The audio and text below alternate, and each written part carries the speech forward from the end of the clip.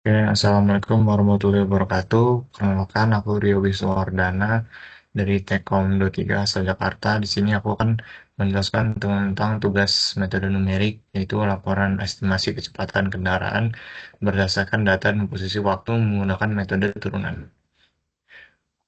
Untuk deskripsi singkatnya, eh, dalam ilmu sains, analisis laju perubahan suatu variabel terhadap variabel lain merupakan aspek yang diselesaikan menggunakan konsep turunan derivatif. Namun dalam implementasi dunia nyata seperti pada sistem GPS atau pemantauan IoT, data seringkali tidak tersedia dalam bentuk fungsi kontinu yang dapat diturunkan secara analitis, melainkan berupa sekumpulan data diskrit yang diperoleh pada interval waktu tertentu. Hal ini menimbulkan masalah utama di mana kita sulit menentukan kecepatan sesaat sebuah objek secara akurat, sehingga data koordinat posisi mentah tersebut tidak memberikan informasi pergerakan yang bermakna jika diolah lebih lanjut.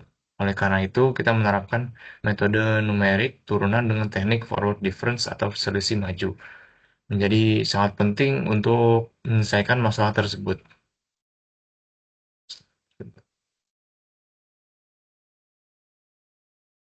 Tujuan utama untuk penerapan program berbasis Python ini adalah mengotomasi transformasi data posisi diskrit menjadi informasi kecepatan fungsional, meminimalisir kesalahan estimasi melalui pendekatan algoritma yang efisien, serta memungkinkan analisis pergerakan objek secara real-time.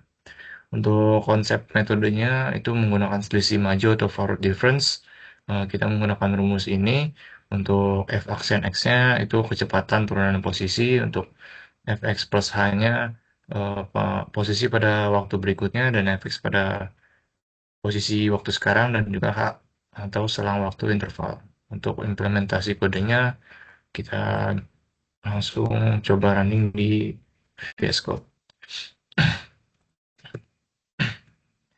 Nah, pada sini hasil estimasi kecepatannya yaitu interval 1 15 meter per second dan juga pada interval 2 itu 20 meter per second. Di sini menggunakan posisi awalnya 0, posisi 2-nya 15, dan untuk posisi ke interval 2-nya itu 35.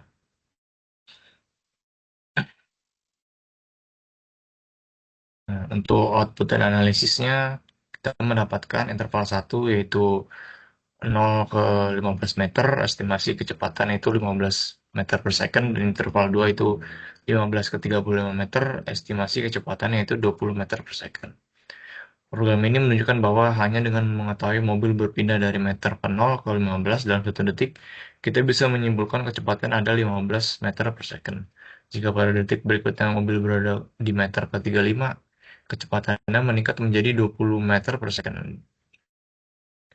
Nah, untuk akurasi terhadap interval hanya dalam metode turunan numerik, nilai H sangat krusial jika interval waktu diperkecilkan, misal dari 1 detik menjadi 0,1 detik, maka hasil estimasi kecepatan semakin mendekati nilai kecepatan instan yang sebenarnya.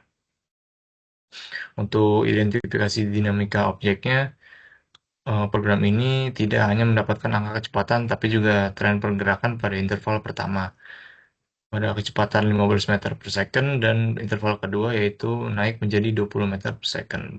Secara fungsional, ini menunjukkan adanya nilai positif pada turunan kedua atau percepatan. Untuk keterbatasan metode, ini ada analisis menunjukkan bahwa metode forward difference memerlukan data satu langkah di depan atau X plus H. Jika data masa tidak tersedia, maka perhitungan tidak dapat dilakukan untuk titik terakhir. Dan di sini ada perbandingan tabelnya. Untuk yang kelima itu referensi atau URL ya. Kurang lebih sampai sini aja untuk ringkasan materi metode numerik. Eh, Kurang lebihnya mohon maaf. Wassalamualaikum warahmatullahi wabarakatuh.